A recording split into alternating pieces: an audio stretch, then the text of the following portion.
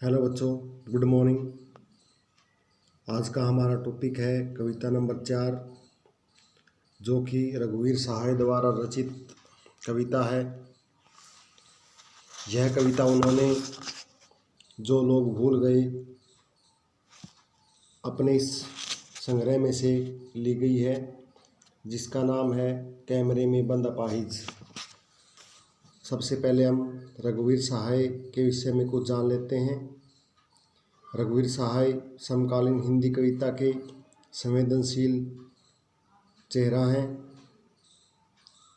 जातीय और वैश्विक स्मृतियाँ उनके यहाँ नहीं के बराबर हैं, इसलिए उन्होंने दोनों पांव वर्तमान में ही गड़े हैं। बावजूद इसके मार्मिक उजास और व्यंग्य बुझी खुरदरी मुस्कानों से उनकी कविता पटी पड़ी है। बतौर पत्रकार और कवि घटनाओं में निहित विडंबना और त्रासदी को भी उन्होंने देखा है। कैमरे में बंद अपाहिज जो कविता है, वो शारीरिक चुनौती को झेलते हुए व्यक्ति से टेलीविज़न कैमरे के सामने किस तरह के सवाल पूछे जाएंगे और कार्यक्रम को सफल बनाने के लिए उससे कैसी भंगिमा की अपेक्षा की जाएगी, इसका लगभग सपाट तरीके से उन्होंने बयान करते हुए कवि ने एक तरह से पीड़ा के साथ दृश्य संचार माध्यम से संबंध को रेखांकित किया है। किसी की पीड़ा को बहुत बड़े दर्शक वर्ग तक पहुंचाने वाले व्यक्ति को उस पीड़ा के प्रति स्वयं संवेदनशील होने और दूसरों को संवेदनशील बनाने का दावेदार होना चाहिए। किसी की पीड़ा को बहुत बड़े दर्शक वर्ग तक पहुंचाने वाले व्यक्ति को उस पीड़ा के प्रति स्वयं संवेदनशील होने और दूसरों को संवेदनशील बनाने का दावेदार होना चाहिए। इस कविता में शारीरिक चुनौती झेलते हुए लोगों के प्रति संवेदनशील नज़रिया अपनाने के लिए प्रेरित करते हुए पाठ के रूप में देखा जा सकता है। इसके लिए कवि ने दूर संवेदनहीनता को रेखांकित करने का तरीका अपनाया है। वह दिखाता है कि किस तरह करुणा जगाने के मकसद से शुरू हुआ कार्यक्रम क्रूर बन जाता है। आइए अब हम शुरू करते हैं कैमरे में बंद अपाहिज कविता। हम दूरदर्शन पर बोलेंगे, हम समर्थ शक्तिवान, हम एक दुर्बल को लाएंगे एक बंद कमरे में। इसमें कवि कहता है कि दूरदर्शन वाले अपने कार्यक्रम को रोचक बनाने के लिए,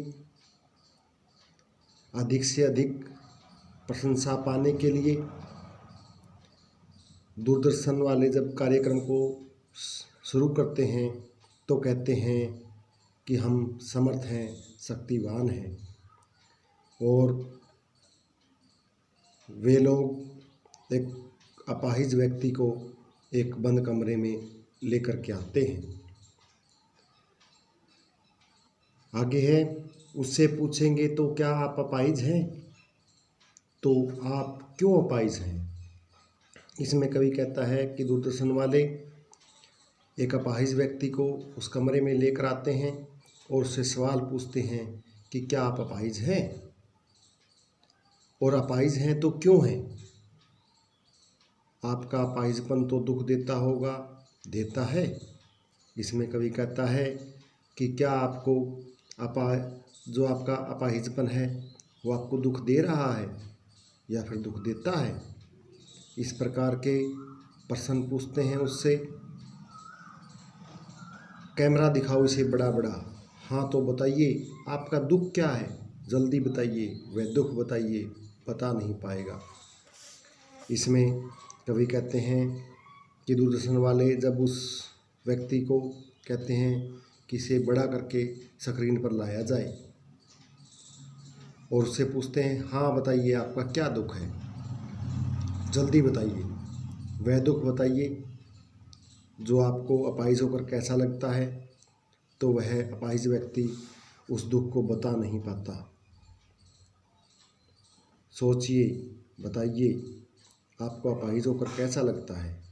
दूरदर्शन वाले अब उसको दबाव देकर बोलते हैं कि बताइए आपको अपाहिज होकर कैसा अनुभव होता है।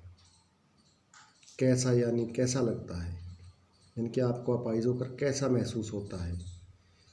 दूरदर्शन वाले खुद इशारों से उसे बताए हैं कि आप ऐसा सोचिए, सोचिए, बताइए, थोड़ी कोशिश करिए।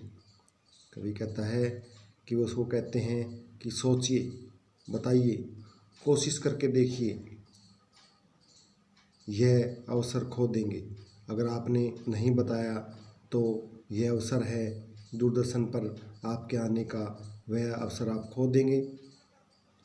आप जानते ही हैं कि दूरदर्शन वाले अपने कार्यक्रम को रोचक बनाने के लिए उस अपाहिज को अनेक तरह से उल जुलूल सवाल करते हैं। यह सवाल करके वह उसको और अधिक दुख पहुंचाते हैं।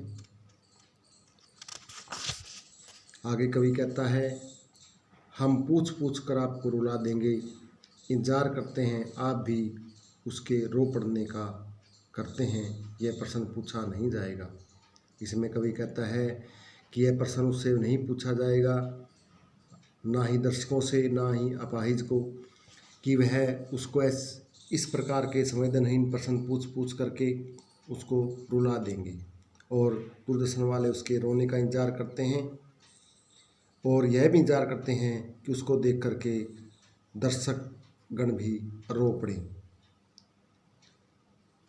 फिर हम पर्दे पर दिखलाएंगे फूली हुई आँख की एक बड़ी तस्वीर, बहुत बड़ी तस्वीर, और उसके होठों पर कसम कसाहट भी। इसमें कवि कहता है कि दूरदर्शन वाले एक बहुत बड़ी आँख को, उस अपाहिज व्यक्ति की आँख को बड़ी सी तस्वीर करके दिखाएंगे। उसके होठों पर एक कसम कसाहट भी दिखाई देगी, यानी कि उसके रोने की जो तस्वीर है उसको वह सबके सामने दिखाना चाहते हैं। आशा है आप उसे अपंगता की पीड़ा मानेंगे। एक और कोशिश, दर्शक धीरज रखिए, देखिए हम दोनों एक संग रुलाने हैं। अब दूरदर्शन वाले कहते हैं कि आशा है कि आप अपंग व्यक्ति की पीड़ा को समझेंगे। वो एक और कोशिश करते हैं और दर्शकों से कहते हैं कि धीरज रखिए, हमें दर्शक और अपाहिज व्यक्ति दोनों को रुलाना है ताकि उनका कार्यक्रम सफल हो सके। इस प्रकार वह लोगों को संवेदनहीनता का पाठ पढ़ाने की कोशिश करते हैं कि लोगों में संवेदना जागे। आगे कवि कहता है कि आप और वह दोनों, जिनके दर्शक और अपाहिज, कैमरा बस करो, नहीं हुआ रहने दो, पर्दे पर वक्त की कीमत है, अब मुस्कुराएंगे हम। और वह कहते हैं कि बस करो, यह कार्यक्रम सफल नहीं हुआ, क्योंकि पर्दे पर वक्त की कीमत होती है कि कुछ ही क्षणों में वह कार्यक्रम को रोचक और दिलचस्प बनाने की कोशिश करते हैं, जिससे कि अधिक से अधिक दर्शक उनके सामने जुड़ें, जिससे कि उनका अधिक नाम हो, और वह मुस्कुराते हैं। आप देख रहे थे सामाजिक उद्देश्य से युक्त कार्यक्रम बस थोड़ी कसर रहेगी। धन्यवाद। यह कह करके दूरदर्शन वाले कहते हैं कि सामाजिक उद्देश्य से परिपूर्ण कार्यक्रम था, बस थोड़ी कमी रहेगी, इसके लिए उन्हें क्षमा किया जाए। यह कह करके वह अपना कार्यक्रम को समाप्त कर देते हैं। इसमें कवि कहना चाहता है कि लोग संवेदनहीनता की सीमा को पार कर चुके हैं, उन्हें दूसरे व्यक्ति की पीड़ा से कोई मतलब नहीं है। दूरदर्शन वाले अपने कार्यक्रम को रोचक बनाने के लिए न जाने किस किस प्रकार के हथकंडे अपनाते हैं और अपाहिज व्यक्ति का मजाक उड़ाया जाता है। तो प्यारे बच्चों, यह थी आपकी कविता नंबर 4, कैमरे में बंद अपाहिज।